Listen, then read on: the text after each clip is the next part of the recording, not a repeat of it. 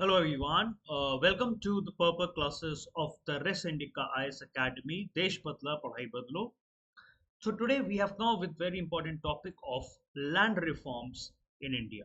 Let's start with the topic. So here you can see here in the syllabus part, we have already finished these all topics, and right now today we are at this topic of land reforms in India.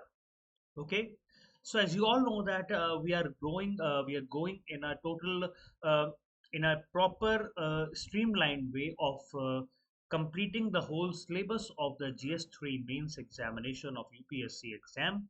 So this is how you will be having a set points with all of you, all the data with you, all the important points with you.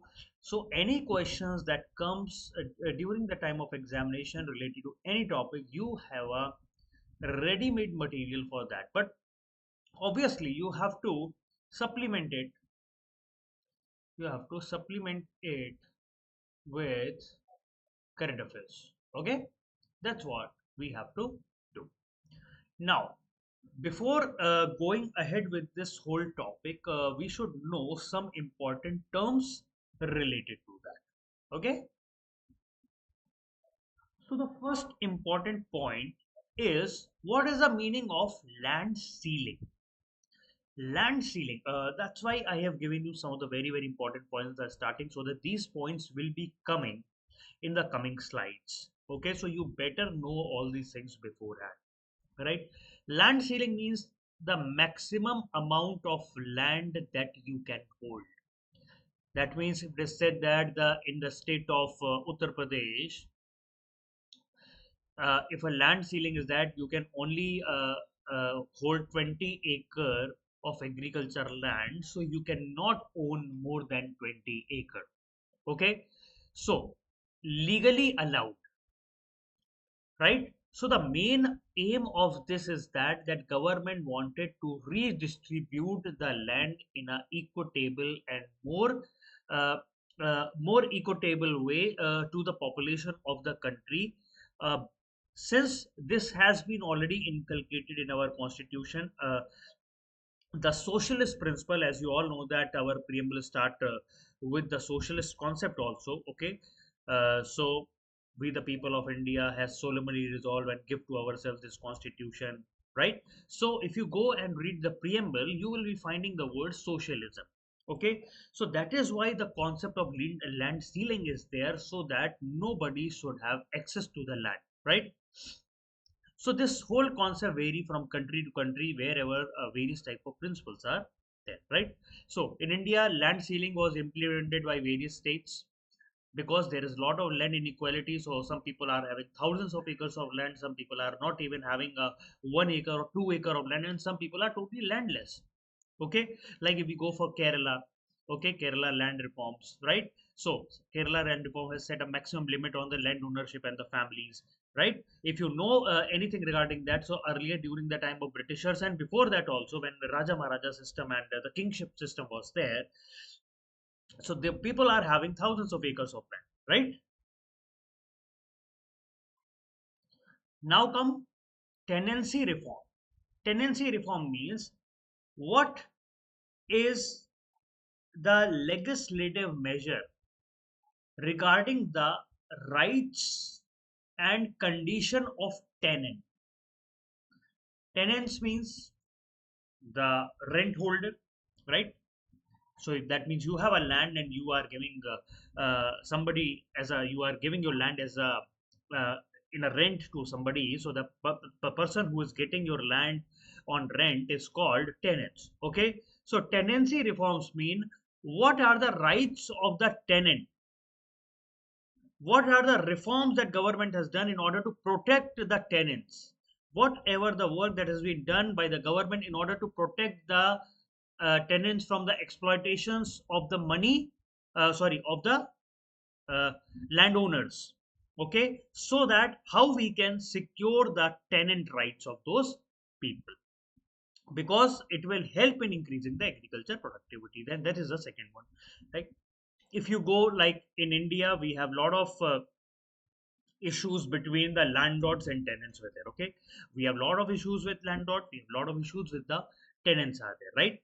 So in order to streamline the relationship between the landlords and the tenants, like fair rents, security of tenure, recognition of tenants' rights, and land improvement, this concept, the tenancy reforms, has been there. Okay, so if we go by the example, the West Bengal, in the West Bengal, we have they have done Operation Barga initiative.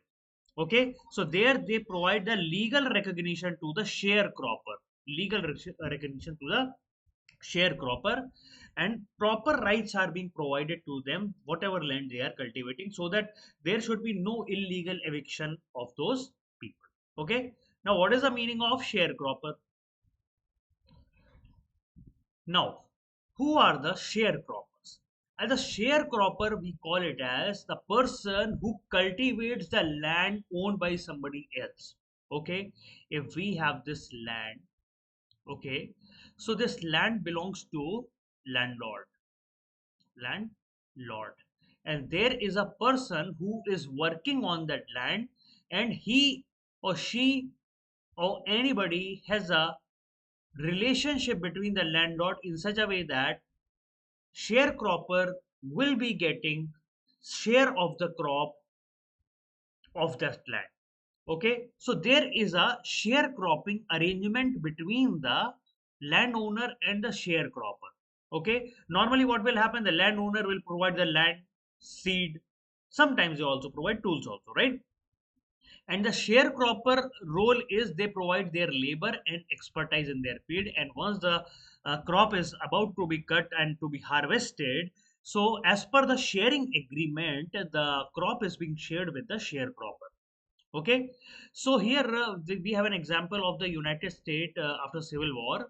This sharecropping becomes a very important and widespread tool among African American farmers, because African American farmers were, there was a issue of the blacks and whites that was going on, so they were having no prop, or they were having they are not providing, they are not getting proper access to the land of their own. So here what they were happening, the white Americans, they provide their land, and African American used to work as a sharecropper. Okay, and once the crop is being harvested, it is being shared with the African American farmer also.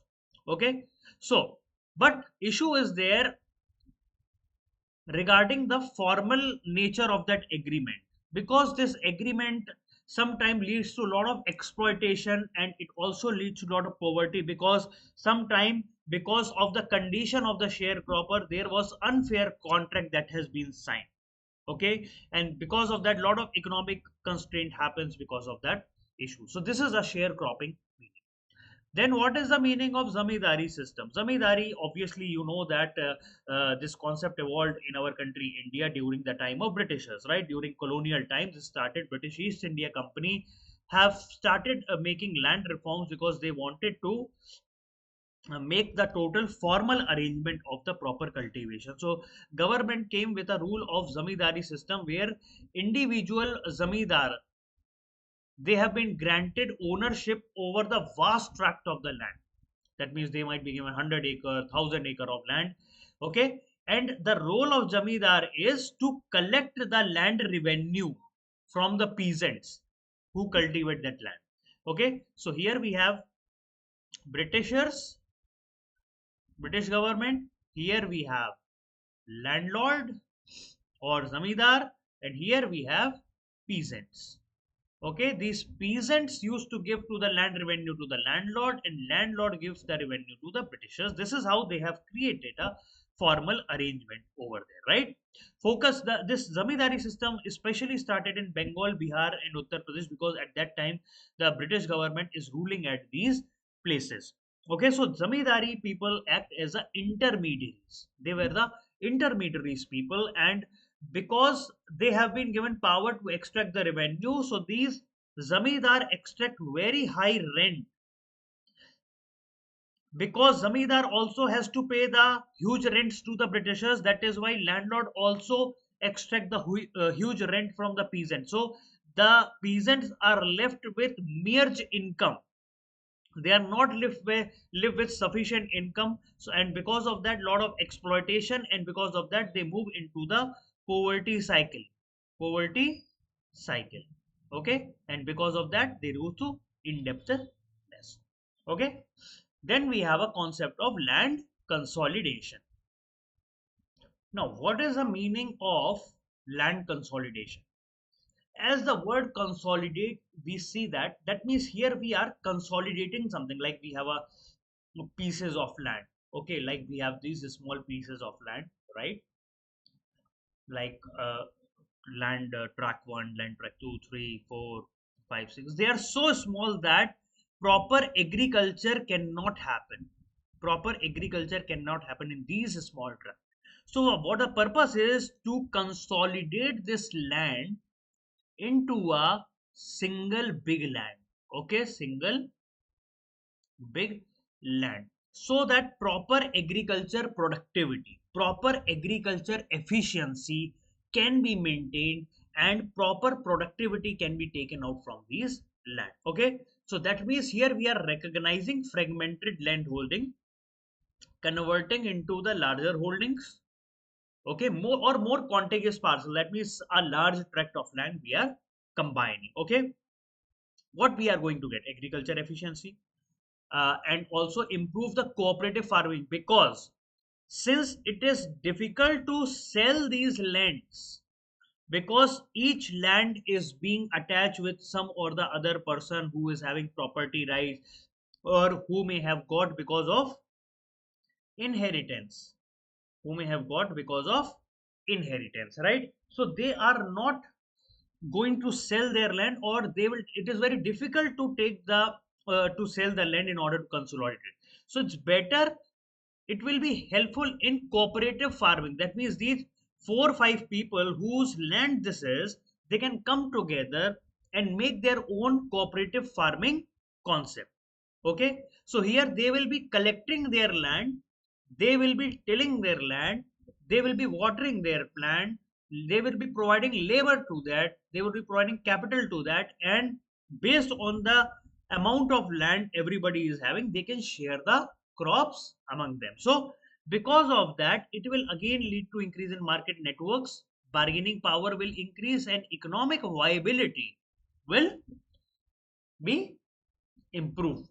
Okay, so if we go to Japan and Israel, so this is a very these are the countries which are not having that much big parcel of land, and even whatever the parcels are there, some are hilly areas, some are having a dry land and other types like. Okay, so that is why they have to be very this land consolidation is very much needed at that place in order to improve the agriculture productivity. So Israel and Japan has done that.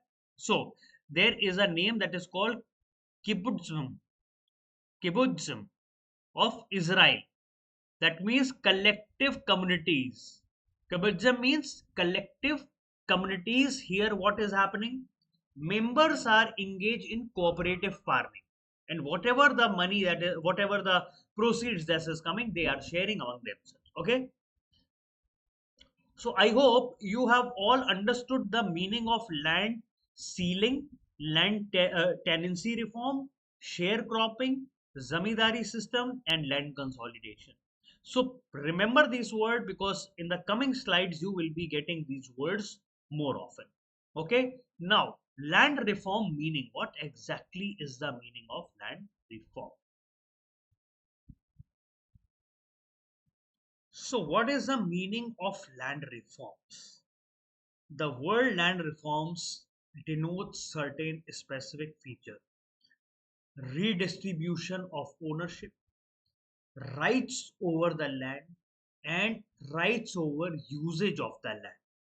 Okay, because these three things are there which are creating a lot of problems while land reforms are being uh, thought of. Okay, so the main goal is that we wanted to do land reform just because we wanted to increase the agriculture productivity, we wanted to reduce the poverty, we wanted to promote the social justice, and to address the historical inequality. Because land is being treated as the important property in our country, because this has linked with their family. People treat the land is a family property which has been coming since ages, and that is why even if they are not working on the land, they just wanted to keep the land simply barren just because that belongs to a family. So because of that, a lot of resources getting wasted just because of slight issues with the concept of the land.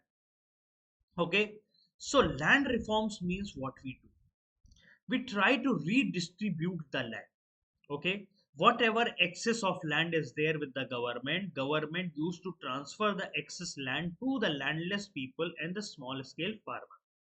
Landless farmer will get a land, he can do his cultivation, he will have property in his hand. Okay, small scale farmer will be able to increase their land parcel size, and they will be able to increase their productivity then. Okay, then tenure reform. Tenure means if some arrangement has been made, some lease has been given, if somebody has taken on the land on rent, so the tenure on the land should be fixed. It should not be that unnecessary evictions are happening. So land titles, lease, okay, all these things, tenure reforms should be proper.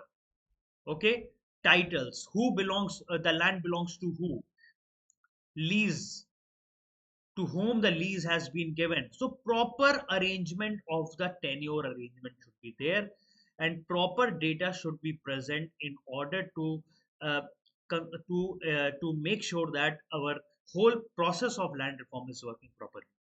Then land consolidation, we have already discussed, to recognize fragmented land and create a larger one, obviously. Then land rehabilitation, improving the quality and productivity of land with the help of irrigation, soil conservation measure, and reforestation.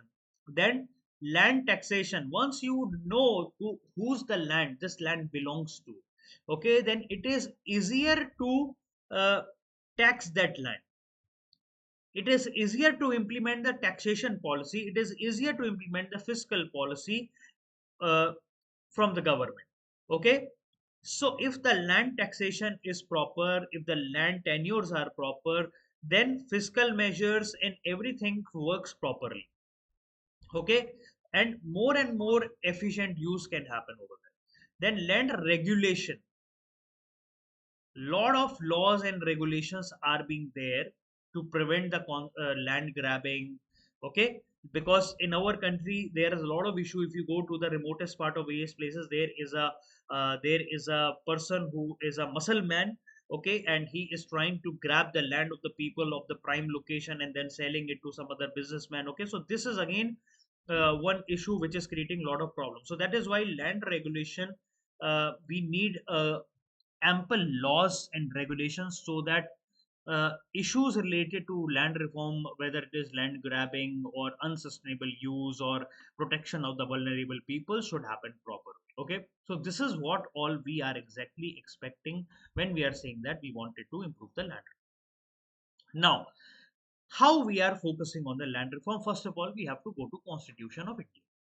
We know seventh schedule of our Constitution of India maintains list: union list, state list, concurrent list, right?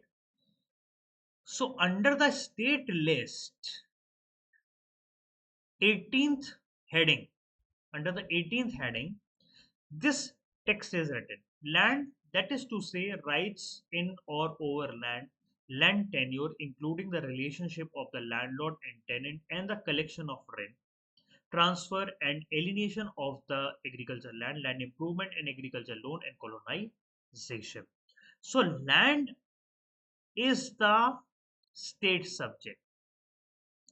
Land is the state subject, right? Central government can only make the model law. Central government can only make the model law. Okay, and based on that model, state government try to put their own concept into that model law. So everybody should know that land is a state subject under 7th schedule of the Constitution of India, right? So we know that land was subject of the land state till 1977. There were property rights were there that were being given as a fundamental right in our country, but 44th constitution property right was no longer considered as a fundamental right and became only a constitution right under article 3. Okay, so today the right to land in India is protected and regulated by the state law. Different states have their own, because central government cannot make rule, because this is not a union subject. That is why every state makes their own laws regarding the land ownership, land rents, and everything, so that they should check and restore any illegal land transfer. So this is all goes to the state. Whenever anything, like if we say that food is an issue, so food, National Food Security Act, central government has made the rule. Okay, here in the land reform, the central government is making the rules, but central government can provide only the model rules. Okay, then state government has to pick up what they wanted to pick up from there. Okay, so now we are moving towards the objectives. Objectives are very, very important whenever we are discussing anything regarding that. So whenever we say objective of land reform, first of all, we wanted to enhance the productivity of the land. Okay, because uh, like during the time of green revolution in 1960s and 70, we wanted to boost the agriculture productivity because we are lacking the food for our food security mission. So we came with high yielding variety seed, modern agriculture technique, irrigation method. Okay, so because of that we got a very good amount of crop yield, right? So the main purpose of this land is to provide a better quality land. Focus is on to enhance the productivity of the land, right? So this productivity of the land will be seen as a form of a green revolution, which we have already seen that how green revolution has totally revolutionized the way we are running our food security programs. Then ensuring distributive justice and egalitarian society. We know that central reforms have been a central policy.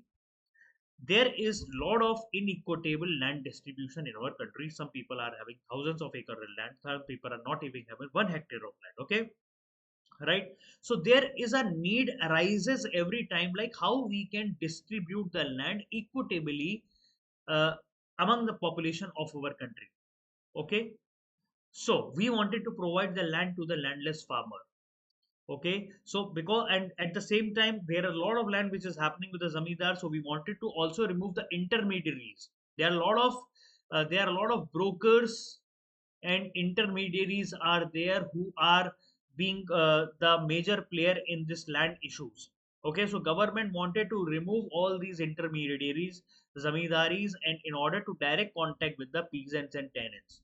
Okay, so there are a lot of states are there like Kerala, West Bengal. They have already implemented the land reform and they are working. They are being because of their land reforms, this whole process have become very effective in their states. Then promotion of peasant proprietorship. Peasant proprietorship is very, very important. Land to the tiller. That means who is tilling the land, that land belongs to him. That is the main focus area like of the government, is that whosoever is tilling the land, that land belongs to that person. Okay. And under that, government has also put a land ceiling law. That means there will be no maximum amount of land has to be restricted, and if there is any excess of land, that will be transferred to the landless or marginal farmer. That is again one another objective of the land reform. Then income redistribution for consumer demand. We know that Manrega, okay, right now here we have written that Mahatma Gandhi National Rural Employment Guarantee Act is there. Okay, so this whole concept is improving the life of the farmer by providing them with income support.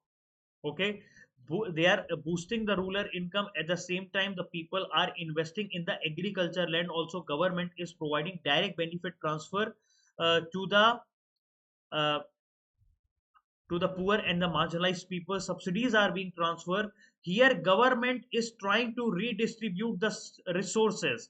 especially focus on land, because in the Manrega, with the help of direct benefit transfer, with the help of various transfer subsidy, government is asking the farmers and tenants to improve their land, to improve their land. And then with the improvement of the land, automatically the productivity will enhance. Okay. Now we are coming into the need of land reform. Why the need has arisen? So the first need of the land reform is redistribution for socialist society. We know that our constitution has already given in the preamble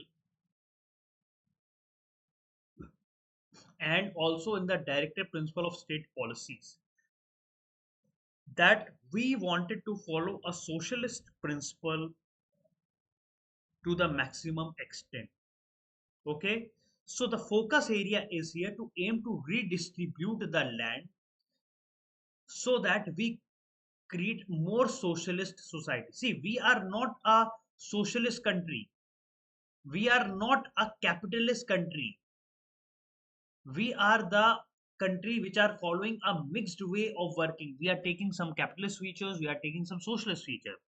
Okay, but if you go to China, if you go to Russia, there you will be finding the Russian government follow a more stringent socialist principles.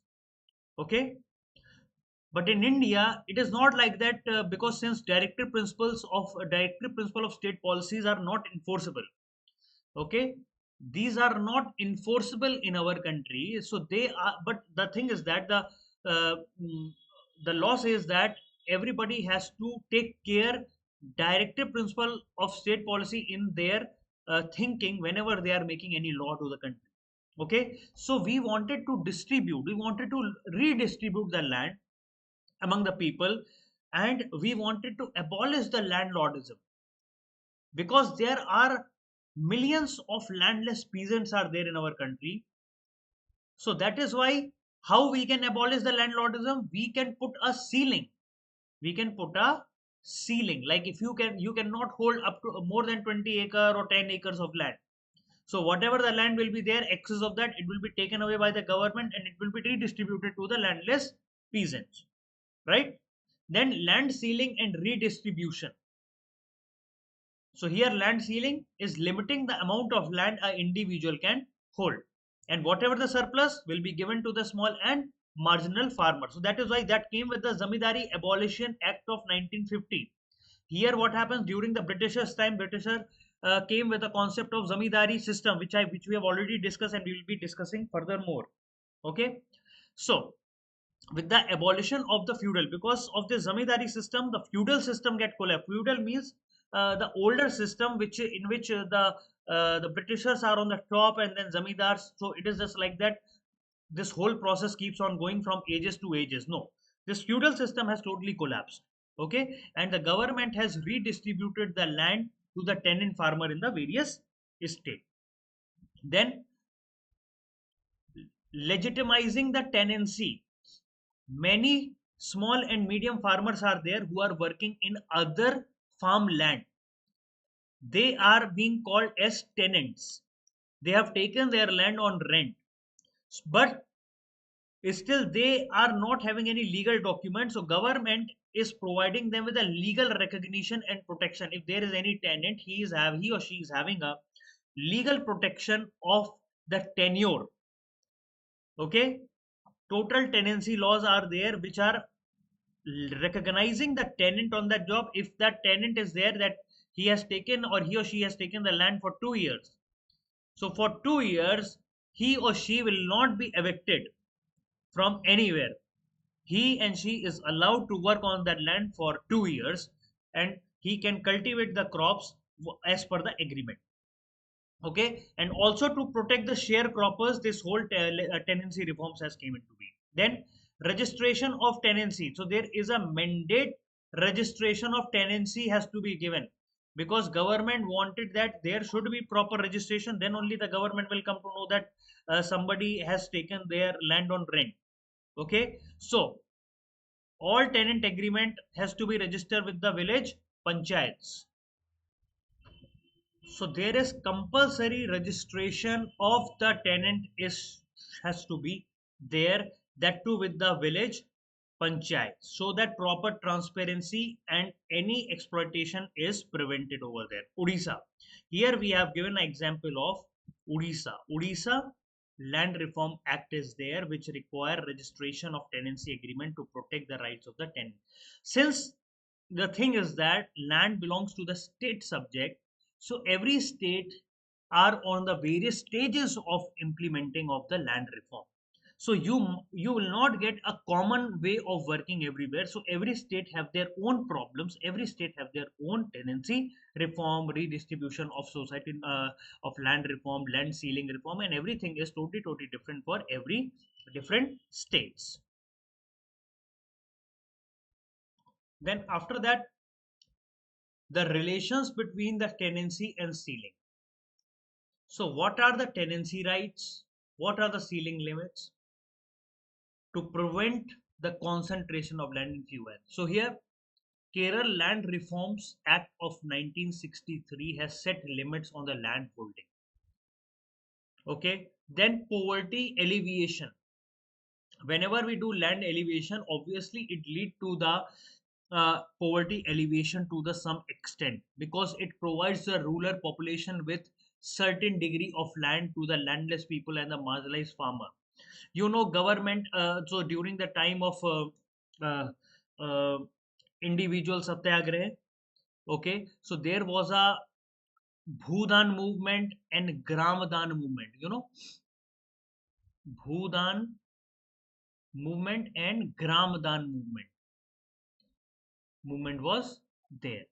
So during that time also, it has been recognized that if the land is being given, distributed to the poor and motherless farmer, automatically it will lead to the decrease in the rural poverty.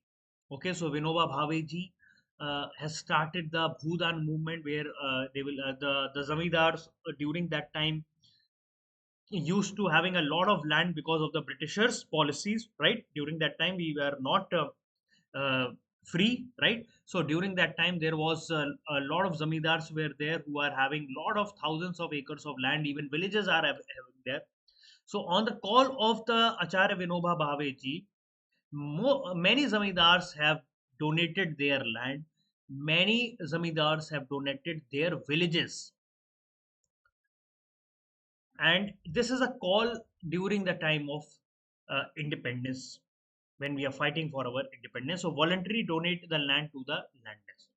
Then socialist development and inequality reduction. So whenever we try to reforms the land, reforming of the land is automatically linked with social development, inequality reduction. We will be moving towards a socialist development policy. Slowly, people will be having more access to the land resources. With the land, they can try to do their own business, they can try to do their own agriculture or whatever they wanted to do exactly, but they should have some resources with their hand, right? So land is a very important resources. If you go to Karnataka and Andhra Pradesh, this help in reduction of inequality and land ownership. So why we are giving separate example is that because at some places some other reform has done some good, some other places some reform has done. Okay, here Kerala is focusing on the rights of the tenant. Here in the social development and inequality reduction, reduce inequality and land ownership. Okay, then it also lead to the empowerment of the woman. Whenever we do the land reform, it empowers the woman in the male dominated society, because women are also the beneficiaries of this land reform. Because under the Hindu Succession Act that is amended in 2005, equal inheritance right are to be given to the woman in ancestral property. The Hindu Succession Act of 1956, which was amended in 2005, it put over there is that the women have a right of inheritance over ancestral property. So here the women also get economically empowered with the help of these laws. Then obviously, yeah, increasing agriculture productivity. If we are doing proper land reform, we are able to increase our agriculture productivity by providing land to the cultivation during the green revolution. This we have already done. Then ensuring land right to all, we are focusing that everybody should have certain degree of piece of land with everybody. Okay, because it helps in increasing their social status, it helps in increasing their economic status. Okay, so forest right act recognized the land right of the forest dwelling committee. That means this is related to the tribal people, including tribal people, forest rights are being recognized. Okay, land rights of the fire forest dwelling committee, that they should also own some kind of land near the place of their working. So this is again, these are the needs of the land reform that we have discussed now. Now we are moving towards the history of land issues. Okay, so we will be going by pre-independence land issue. So during the time of pre-independence, Britishers came with the zamindari system, right? So it was introduced by East India Company. Everybody knows Lord Cornwallis, right? You will be reading in Modern India, right? Modern India, you will be reading regarding these policies of East India Company of Lord Cornwallis in 1793. Okay, so they have created a revenue collectors. That is, in Hindi we call it as zamindars, who are the intermediaries between the Britishers and cultivators, right? So here we have British, here we have zamindars, and here we have, who we have? They are peasants, right? So this is a arrangement that has been made under the zamindari system by the Britishers government. Okay, so this whole system was there in Bengal, Bihar, and Odisha, because that is the places where they are ruling directly. Okay, and this, as per the rent collected, zamindar was were kept at 10/11th of the produce, and the balance went to the zamindar as remuneration. The share of the government in total rent collectors was kept at 10/11th.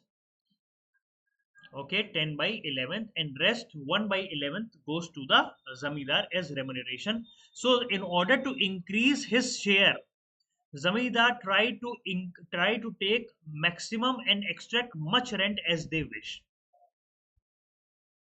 So that is why zamindar start exploiting the poor cultivators by increasing their rent unnecessarily. Okay, and whosoever are individual cultivator, they don't even have a right to sell, transfer, or lease of land. So there was no right given to the farmer or tenant who is actually working on that land. That means this land belongs to a, we call it as, belongs to a zamindar, and then the people are working on that land, and zamindar is extracting. So it is not like that it is belongs to directly to zamindar. The land has been given to the zamindar for control. Okay, so farmers are having their small land. Okay, like this, they are having their small, some having a big land. Okay, and then zamindar come here and extract land revenues from these farmer, and this revenue, 10/11th of the share is shared with the Britishers, and rest zamindar has to keep it with that. Okay, so the actual cultivator have no surplus left, and they are not able to invest on the land to improve the seed, to provide more and more fertilizer. Okay, so they are not even left with anything. There is a subsistence crisis. Subsistence crisis or issue, you can call that. Okay, when you have such a low, when you are, when your mere life survival is at threat. Okay, so agriculture production did not increase because neither the zamindar investing, neither the zamindar is investing, neither the farmer is investing, because farmer is not having money and zamindar is having, like, he also has to send 10/11th of the produce to the Britishers, so he is also not left with much money to reinvest in the field. Okay, so nobody is investing in the land, everybody is extracting from the land. Okay, Then we have two more system where there Mahalwari system and Roytwari system are there. So under the Mahalwari system, this system was launched by William Bentinck in North India, near Agra and Awadh region. Okay, Awadh region we call it as, right. Then after that they have extended that to Madhya Pradesh and Punjab. So here the responsibility for collecting rent will lie with the village community. Okay, so village was identified as a mahal. Okay, so every like a collection of village or a single village has been identified as mahal, and this mahal will provide revenue to the government. Okay, so there will be some responsible person that will be made over there. Maybe village panchayat can provide land revenue to the government. Okay, so this land revenue being fixed. Then Rautwari system. So this was introduced in Tamil Nadu, extended to Maharashtra, Barar, East Punjab, Assam, and Cool. Here, there is a direct relationship between the state and cultivator. State and cultivator. Okay, so direct relationship between the state and cultivator is there. So there is no intermediaries. There is no intermediaries and rights, which are also called as individual cultivator. So this right means cultivator. They have a full right over the sale, transfer, and leasing of the land. So pre-independence, these were things that were there. Now, the ownership structure during the pre-independence. So in the ownership structure, when we say pre-independence, the farmer are lacking the ownership and zamindars are controlling the whole land. Intermediaries are there which are called as zamindars, and they are exploiting the tenant of their large way. Then fragmentations is there. Okay, ownership structure is not supporting the farmers, and intermediaries are again creating problem to the farmer because they are exploiting the farmer, and fragmentation is taking at larger scale, right. So ownership ownership is skewed towards the landlord or zamindar, right, because they are holding vast quantity of land, and the farmer are not even having a proper resources of their own ownership.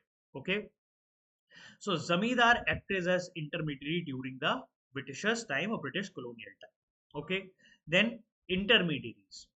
So the concentration of land in the hand of few exhibited the issue of faced by the farmers. So these intermediaries, often wealthy landowners, exploit their position because Britishers are the state, and Britishers are only dependent on the landlord. So whatever the landlord do, whether he exploit, don't exploit, it just depend on the landlord. Okay, so this landlord charges very high rent from the tenant farmer. Okay, and the concept of sharecropping, where tenant farmer were forced to give a significant portion of their produce of landlord as a rent, leave them with mere income. Okay, so here landlord is getting all the uh, like whatever the concept of sharecropping, where tenant farmer are giving, and or they are not giving, they are even they are getting forced to pay the significant portion of their produce. Like if they are producing around 100 kg of rice, 100 kg of rice, so they are saying that okay, 90 kg of rice you have to give it to a zamindar, and then out of that 70 kg will be kept by the state of Britisher. So you are left, the farmer left with only 10 kg. Okay, so this is what a kind of a exploitation that has been done during that time. Then fragmentation.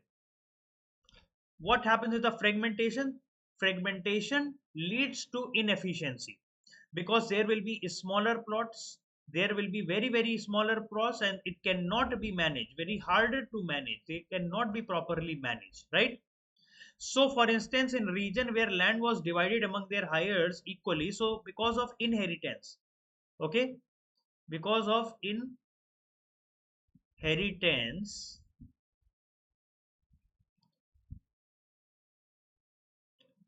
the land is divided. Like if we have a person and he has two sons, so the land is divided into half.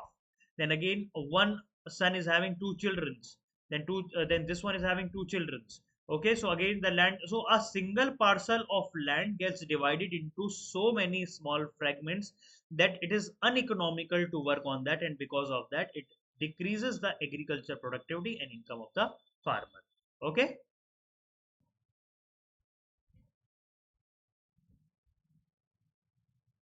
Now we are moving towards the post independence land reform. Post independence land reform, what are they? Okay, in the post independence, the government has first of all worked on abolition of intermediaries.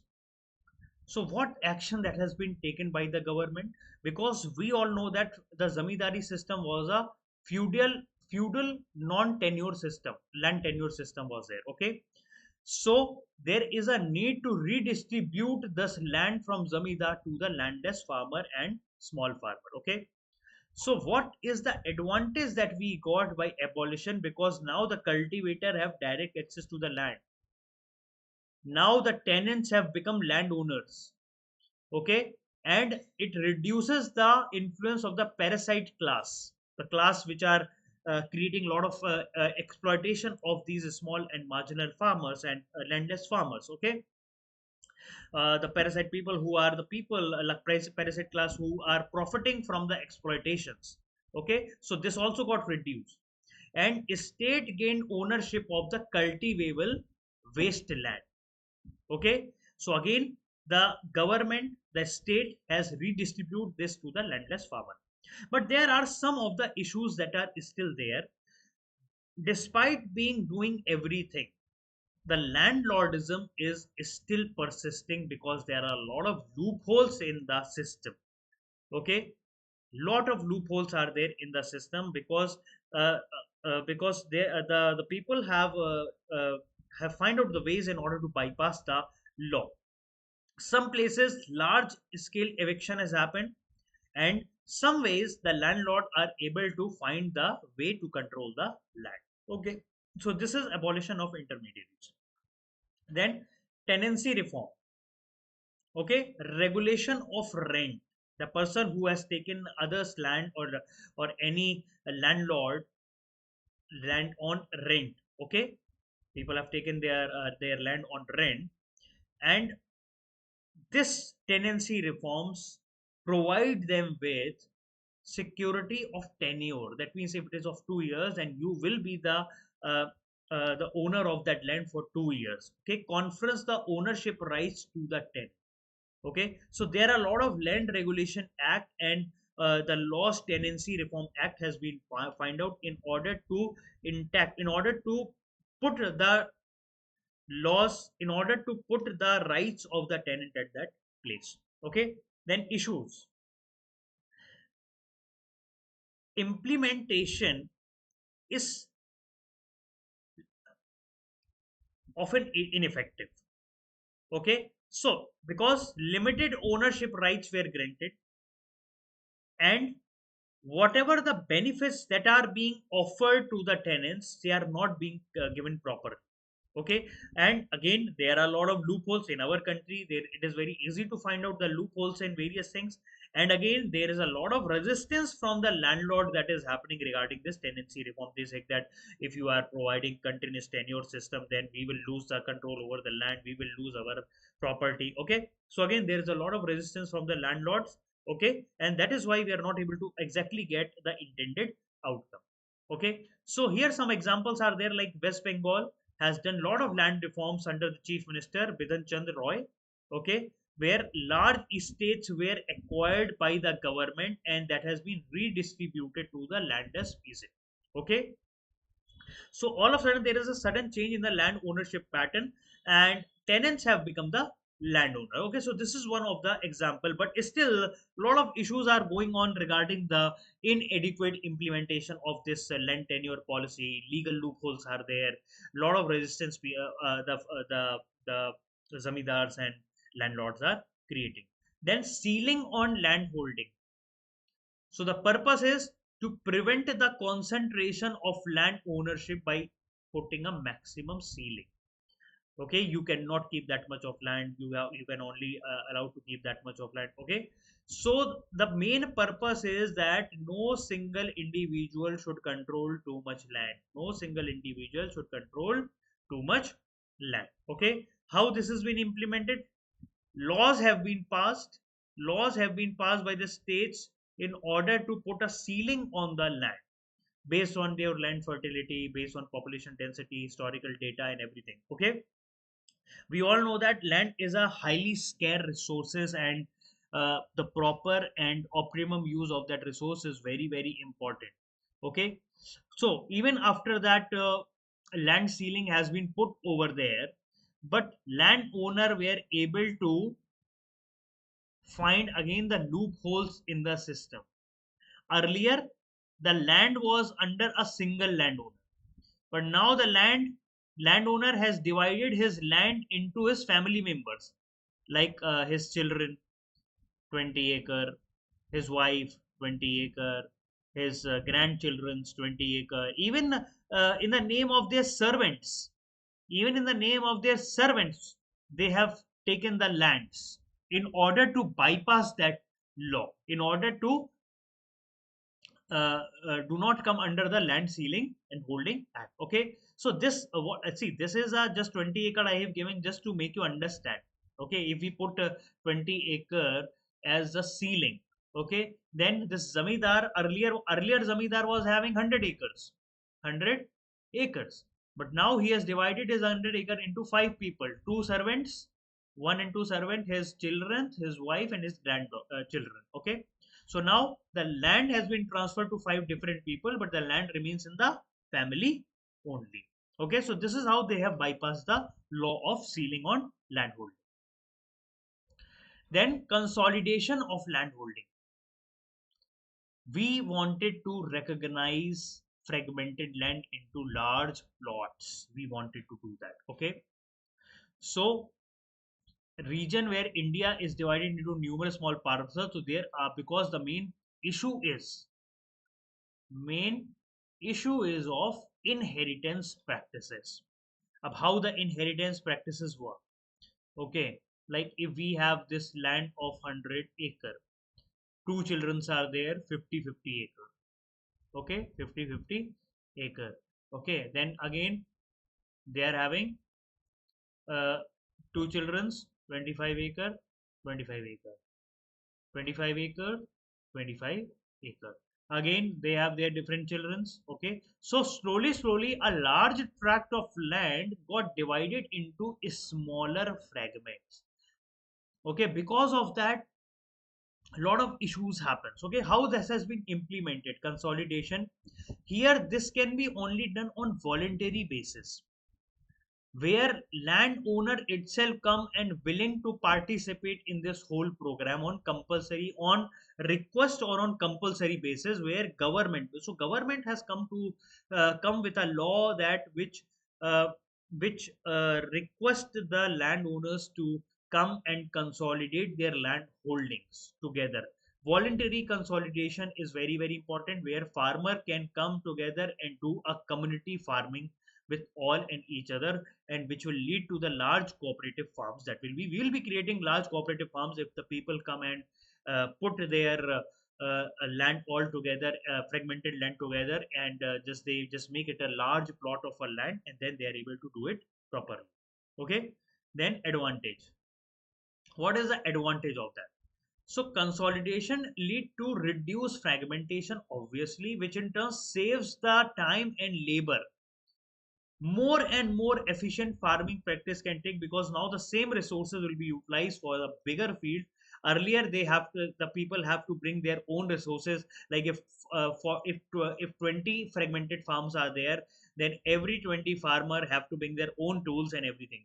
But if you have a single farm, consolidated farm, then the person will come and they will provide labor service, then they will provide machinery, seeds and fertilizer, everything. So there is a good rational use of all these things will happen. Okay, so lot of benefits are there, but this progress toward consolidation is very very limited, because we are not getting the support from the stakeholder. Who are the stakeholder? The farmers. Farmers have a fear of losing the land, then resistance from the landowners, and resource for implementation, that is insufficient resources for implementation. So at some places there is again a reconsideration have been made, like can we change the ownership process, and can we change the agree, can we try to bring different type of consolidations, but still there are a lot of regions are there which are not following this consolidation of landholding because of the resistance from the stakeholder and landowner. Government has to work a lot in this issue in order to motivate the people to come and consolidate their land. Okay. Now, what are the important government initiative that government has taken in order to improve the land in our country? So, some of the important initiatives are right to fair compensation and transparency in land acquisition, rehabilitation, and resettlement. So here, government has come up with a law where government, if government wanted to acquire any land for some of the projects, so government come up with a law where proper land acquisition rules, rehabilitation, and resettlement. Because wherever the land will be acquired, then the people will be evicted from that place. Okay, evicted from that place, and after that rehabilitation of those people have to be done over there. Okay, so there is a need. So this law has been came where proper rules and procedures are being given, like if somebody is getting evicted from their land, then what is the compensation, where the rehabilitation, where the resettlement will be happening of those place. And the first and foremost thing is a fair compensation to those. There are a lot of dams are being built, there are a lot of mining areas are being coming, so here the people are getting evicted from their places. So government has come up with a law in order to support these people who get evicted from their land. Okay, so acquisition of land to factories, building, infrastructure project, roads or anything. So for that, government will follow this whole law to settle the things with the people who are the owner of that land, or who are being evicted from their land, or tribal people like that. So this act replaced the Land Acquisition Act of 1894, nearly 120 years old law enacted during the British rule. So this has been converted and changed in 2013 Land Acquisition Law. Then model agriculture land leasing. Here it permits the and facilitate leasing of agriculture land so that proper efficient agriculture land use to the landless and marginal farmer can happen. So here we are recognizing recognition of farmer cultivating on lease land. Okay, so here we are recognizing, because the main purpose of this land reform is, first of all, recognize recognize the people who are working in this area, whether it is zamindar, whether it is tenant, whether it is sharecropper, whosoever. So recognition is very very important. Then only you can provide them with a better services. Okay, so that they can be able to get access to loan, access to credit facility from the institutional setup. Then model contract farming act is also there. What is the meaning of model contract farming act? Contract farming is very very important, and in the recent few years it has taken a huge jump is there. So here contract farming, where the contract, because this contract farming works comes under the concurrent list of the constitution. Okay, so here both the central government and the state government can make the rules, but if there is any conflict between the central government and the state government rules, then the central government rules will prevail. Okay, so here what will happen, the producer will get support from the buyer for improving production through inputs. Okay, so producer, like buyer, if we go in the contract farming, I was talking about the Gujarat farmers, they get seeds and inputs from pepsico company PepsiCo company, regarding the potato crop, regarding the potato crop, right? So here the buyer is providing the inputs to the producer, technology, pre-harvest, post-harvest infrastructure, even seed they are providing. Okay, as per the agreement. Okay, but under the contract farming, the buyer cannot raise any permanent structure on the producer's land. Okay, buyer can provide these inputs, but buyer cannot put any permanent structure on the producer's land.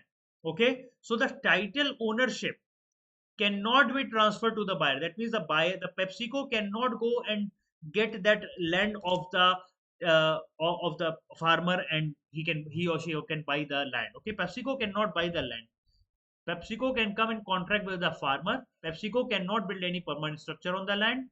Okay, wherever he is in contract farming. Okay, so what is the contract farming? We have already discussed that. Okay, so it is agriculture production can be carried out based on the pre-harvest agreement. That means I have a field, and here I have done a contract that in this we will be producing 20 acre of potato. Okay, whatever it is going to be produced. Okay, so there is a contract between the buyer, and buyer can be your food processing unit and exporter. So in this case, we have a Pepsi company, and producers, farmer or farmer organization. So this is a contract before the pre-harvest agreement. It is okay. So the producer sell their agriculture produce of is at a specified price in the future. Okay, so there is a price at a specified price. So here the price security is also there. Price security is also there. So under contract farming, the producer can reduce the risk of fluctuation market price and demand. So in this way, the producer are being saved by the fluctuation of market price and the demand, because their demand, the demand is being done by the company, so all the product will be going over there. And market price, they have already set the prices for that. Okay, so this helps the farmer to reduce their risk. Okay, and they also able to provide a quality product to the buyer. Now we are moving towards the another scheme, that is called Swamitwa scheme.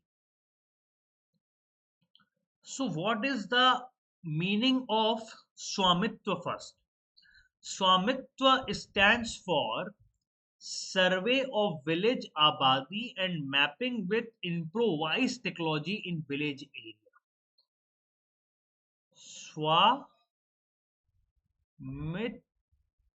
Swamitwa. Swamitwa.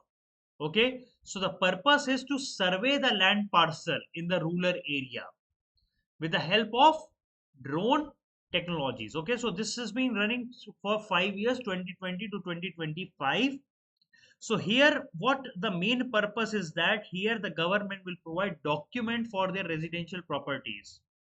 Okay, so here the proper mapping will be done, and then they will be getting document for their residential property. That document will be guaranteeing them with economic opportunities. Like you will be able to get the finance because you can use your property paper as collaterals. Local taxation, now government knows whose land this is and to whom this land belongs. So proper this data will be maintained by the panchayat level, and proper tax collection will happen from there. Resolution of title dispute, so there is a clearing property dispute lead to increased market value. So if your property is not disputed, or if your property has a clear title, then your market value of your property get increased.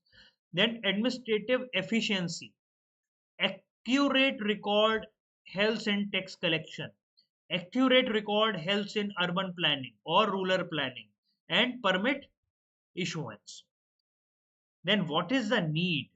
Why we were focusing on this Swamitva Yojana? Because in villages area or most of the town area, people are not having ownership proof.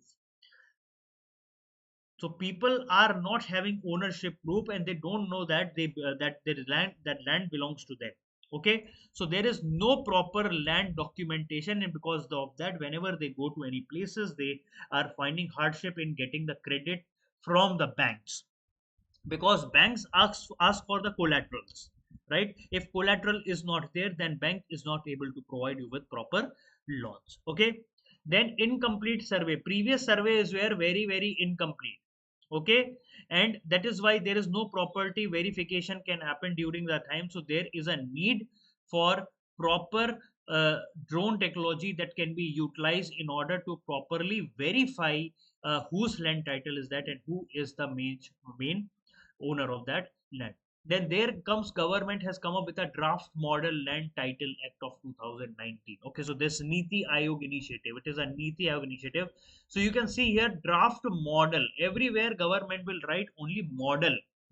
The main reason is because government cannot force his laws to the state government. Okay, so Niti Ayog model land title act transition from assumptive to the conclusive land title. That means the land title should not remain assumptive. They should be conclusive.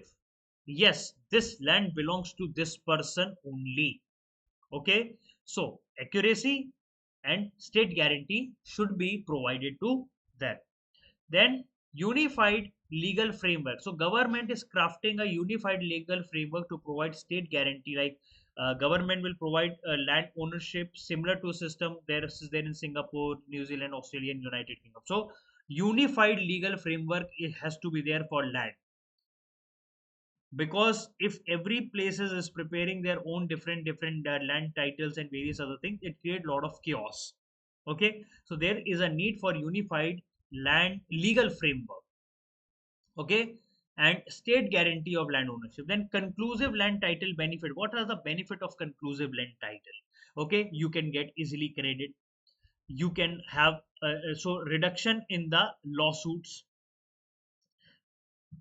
real estate transaction can happen in a transparent way, and infrastructure development can happen. Okay, what is the current land ownership in India right now? What was happening is we are using sale deed, property tax receipt, and survey document.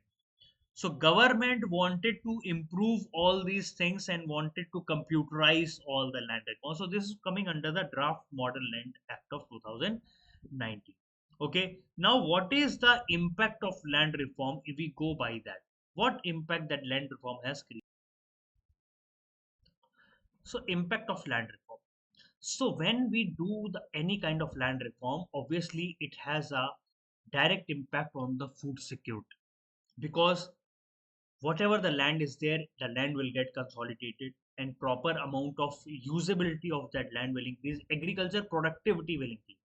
Then wasteland will be also utilized, and government will invest in these wasteland in order to make it cultivable land. Okay, so this land will be distributed among the landless labor, so poverty will also get decreased. People will be having a certain degree of land with their hand as a property right. Then it will help in intense cultivation. Okay, because if we are providing land consolidation will lead to intensive cultivation, because a large tract of land will be given, and with the help of cooperative farming it will be done in a proper way. Then shift to efficient farming, it lead to, obviously, if some landowner have transit to direct to an efficient farming method, because if you are doing any efficient farming method, then government also take care of it, such as the government provide you with exemptions, government will provide you with incentives. Okay, so the landowner some landowner have even transformed into the efficient farming method also. Okay, then enhancing agriculture productivity. How? Tenancy laws have been passed, safeguard the tillers who is tilling the land. Okay, tenure and limiting the rents on the land. Then land ceiling law is being implemented, diminishing the power of inequality. Okay, land excess of land is distributed among the landless and small farmer. Then mitigating social inequalities. Okay, so there is abolition of intermediaries that has been done. Okay, right now no zamindar system, and right now no intermediaries are there, so it is directly, the land ownership has been directly towards the people who belongs to small and marginalized farmer and landless farmer. Okay, so again it is increasing their social status in the society. And caste minimization. Okay, so land distribution also plays a very important role, because land is being treated as a caste based issue during the time of like old ages time. Okay, so it has been said that this whole land is being controlled by the historically being controlled by the landlord. Okay, so it has been increasing the caste system during that time, because people think that the land can be only controlled by a zamindar and nobody is allowed to own a land. But because of this land reforms, now everybody is owning the land, and this is breaking away the caste issues, and now the power is being transferred to the small marginal and landless farmers also. This is what the impact of land reforms we are having. Now what are the issues and challenges? Issue with zamindari system. Okay, so because this has led to the widespread misuse and mass evictions, obviously there is an unholy nexus between bureaucracy and landowner still, it is there. Uneven implementation across the states, And when this zamindari system got abolished, only the top layer got abolished. What about the intermediary level of zamindari system? Okay, whatever the visible face of the zamindari system, that only got abolished. But still, there is a nexus between the bureaucracy, landlord, officers, and everybody. Then, what is the issue with the tenancy reform right now? Right now, we are talking now. We are talking now. Okay. Now we are having issue with the proper land record. We are not having proper land record. That is why we are not able to properly implement the policies of land reforms. Then security of tenure law is not effectively implemented. At some places it has been implemented, but if you go to most of the places, we will still be finding lot of issues, lot of land title, land of tenure issues are happening. Okay, because of the inadequate land record. Land records are not being and even the agreement between the tenant and the landlord is not being submitted to the panchayat office, and because of that, again, there is a issue of the tenure law.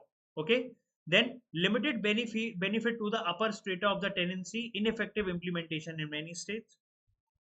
Some state not even pass the legislation granting ownership right to the tenants. That means who are the tenant at that field for some particular amount of years, they should become the owner of that land. But some states have failed to pass the legislation because this is a state subject, so that is why they are not able to pass that.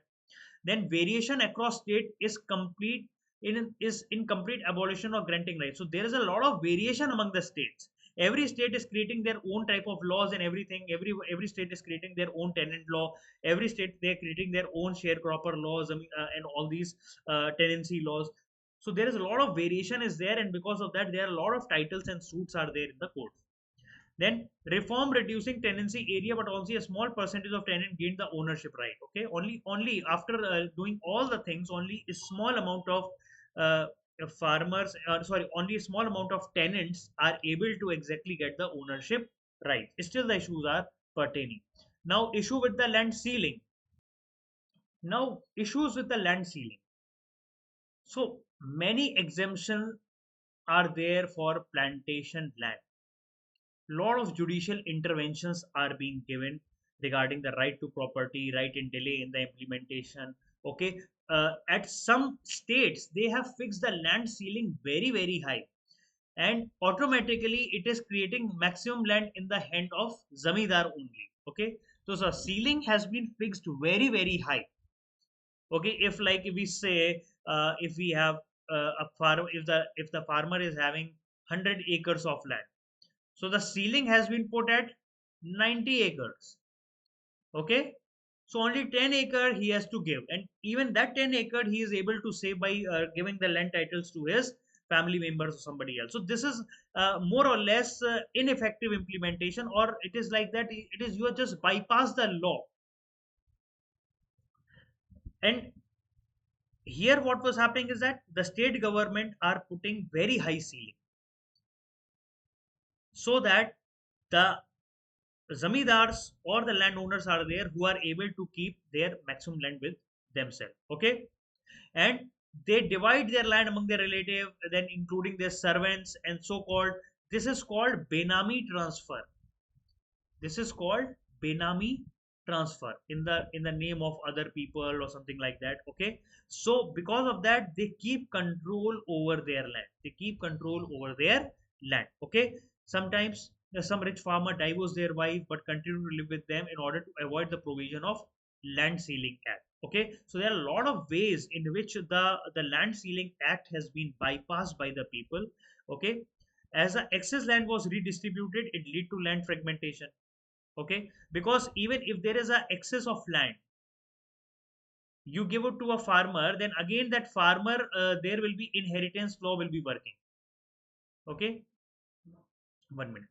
Like if you have excess of land, okay, you have distributed 10 acre of land to a farmer. Okay, then again in his family inheritance will come into place, and slowly after few years this land will again become fragmented and it of and the plot will become unproductive. Okay, so again these issues are there. Now what is the challenge in cooperativization of farming and land consolidation? Like right now we said okay, land ceiling, zamindari abolition, tenancy reform, but if somebody comes and do land consolidation, what is the issue with land consolidation? When we say land consolidation, we are actually asking the farmers to cooperate with each other. We are asking the farmers to cooperate with each other, but the issue is there, emotional attachment with the land is there.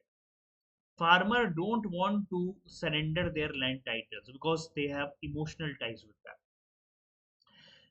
Farmers in India have very bad cooperative spirit. Sorry, not bad. I mean, sorry for that word. Farmers are having, they are lacking the cooperative spirits because most of the farmer whose land are nearby, they might have some kind of fight with them. So they, it is becoming a very difficult because caste based issue comes into place. Because maybe some farmer of general category, some maybe of SC/ST category, some maybe of tribal category. Okay, so based on that, caste system also plays. So there is no, there is a, that is why there is a lack of cooperative spirit because we are still not move away from the caste system. Then there is still a illiteracy and lack of awareness is there regarding resource pooling, like what how we can pool the resources, how we can just convert our resources collectively and do the farming collectively. So illiteracy and lack of awareness is there, nobody is there to, government is running a lot of programs, but still it is far behind the process. Then lack of capital is there. There is a lot of shortage of fund in cooperative farming. Because of that, agriculture development cannot uptake. Then politicization of cooperative society.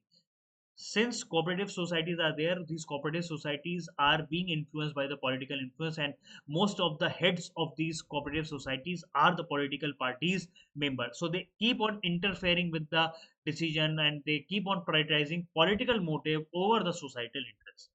Then lack of trust. Cooperatives sometimes have a issue of dishonesty, mistrust, and ineffective in operation. Okay, so if you are making any land under cooperativization, so there is a need to have a trust. Then only this whole process of cooperativization can work properly. Then, if cooperative way of working you are doing in the land consolidation, it you will lose independence. Farming operation, uh, all the people to whom the land belongs, they all will be working in that field, and you will not be able to take decisions solely, and you will be losing the decision on your own land independence. You will be losing independence over your own land because now you have to consult various people because that is a cooperative land and everybody is working on that. Okay, so these are issues and challenges. Then what is the issue with challenges of the land record digitalization? What is the issue with that? So when we say land record digitalization, we wanted to create the digital copy of the land titles. Digital copies of the land title will help in actually finding out to whom that land belongs so that he or she should have a clear title. Okay, but there are certain issues related to the land record digitalization because there is a lack of coordination between the revenue department, survey department, and registration. So they are working in silos. They are working in silos, everybody is working on their end, and but they are not integrating their efforts. Okay, then there is a discrepancy between textual and spatial record. Whatever there is a text and whatever they are mapping through a drone or a satellite, so there is a discrepancies in that. Okay, then skilled manpower. Land record management department are not having properly skilled manpower who can go and properly record and update the land data. Then delay in mutation of land property. Mutation means transfer, title transfer is not properly updated in revenue records. It should be updated as and when it is happening, but it is not being updated, and the old record are kept at the office, and maybe the land title might have changed 2 3 times, but they might be having their old records. Okay, so there is a need to to make this whole process faster. Okay, so right now only 61% villages have digitalized mutation records are there, so a still large portion is without the updated data. Okay, then lack of uniform digitalization, so guidelines across the states are uneven.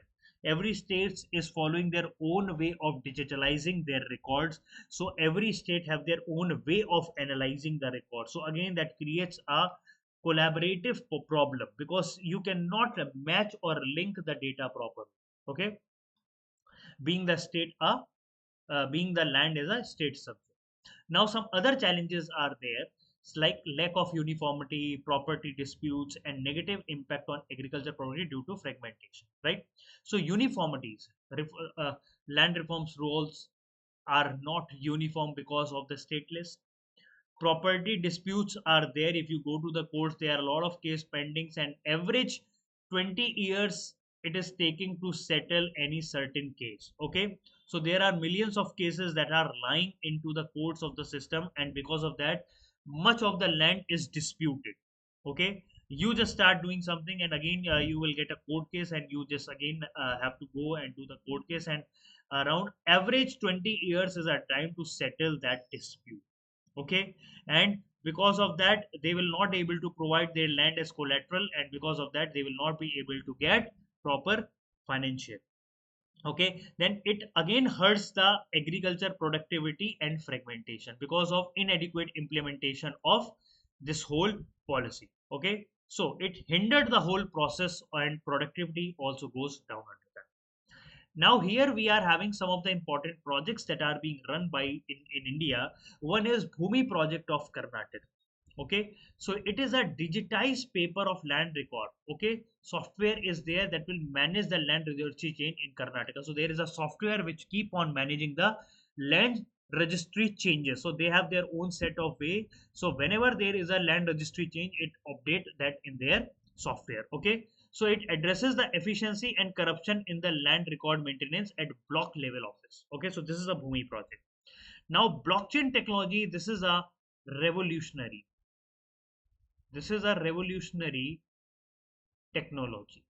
Okay, so Andhra Pradesh government has collaborated with a Swedish firm to utilize the blockchain technologies to prevent the property. Blockchain means if you add certain in that block, so it takes more than 50% of the people on that block to approve any change in that block. So it is very difficult to change any property right once it is entered over there.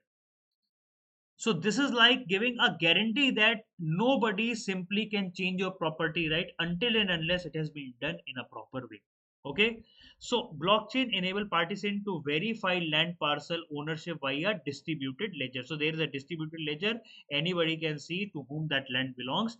And if there is any ownership changes that is happening, then you will be able to change that block in that too after rigorous process. Then Rajasthan Urban Land Certification of Title Act. Okay, here state government is guaranteeing the land title and providing compensation for defective titles.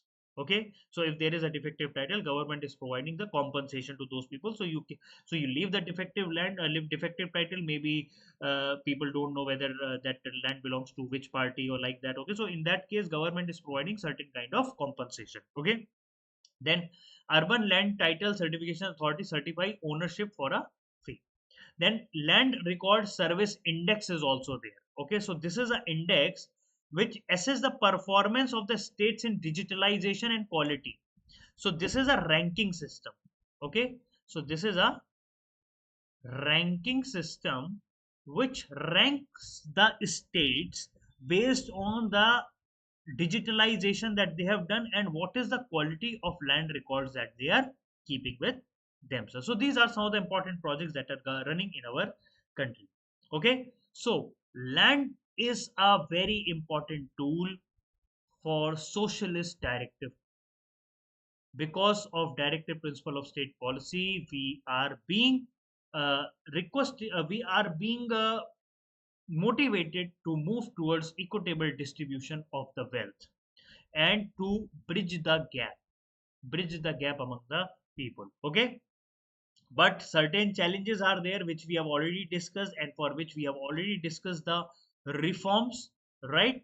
So our goal is to make India a $5 trillion economy by 2025, right?